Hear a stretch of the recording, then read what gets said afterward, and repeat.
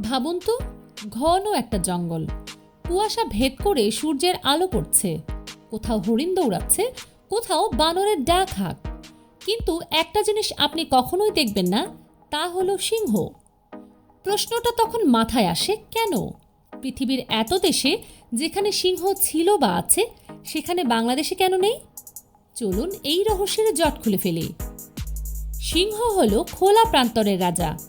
Savanna তৃণভূমি, শুষ্ক এলাকা, এটাই তাদের রাজ্য।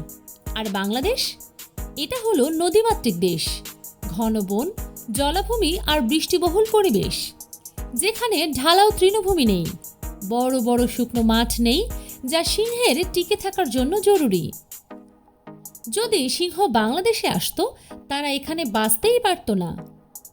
দক্ষিণ এশিয়ায় একসময় সিংহ ছড়িয়েছিল, কিন্তু মানচিত্রে খেয়াল করলে দেখবেন তাদের এলাকা ছিল পাকিস্তান, আফগানিস্তান থেকে ভারতের গুজরাট পর্যন্ত।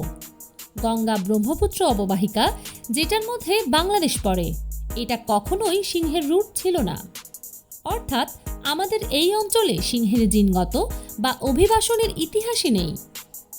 বাংলাদেশের বনে, বিশেষ করে সুন্দরবনে, একজন রাজা আগে থেকেই আছে, রয়্যাল বেঙ্গল টাইগার। একই অরণ্যে দুই অ্যাপেক্স প্রিডেটর খুব কমই সহাবস্থান করে। যখন ইতিহাসে সিংহ বাঘ এক জায়গায় ছিল, শেষ পর্যন্ত একজনই টিকে থেকেছে। যদি সিংহ কখনো এখানে আসতো, বাঘের সঙ্গে খাদ্য, এলাকা আর আধিপত্য নিয়ে বিশাল লড়াই শুরু হতো এবং প্রকৃতির প্রতিযোগিতায় বাঘই এগিয়ে থাকত। সিংহ সাধারণত দল বেঁধে শিকার করে বড় বড় প্রাণী, জেব্রা, ওয়াইল্ড বিস্ট, মহিষ, এইসব। কিন্তু বাংলাদেশে আছে চিতল হরিণ, বন্য শূকর, ছোট স্তন্যপায়ী।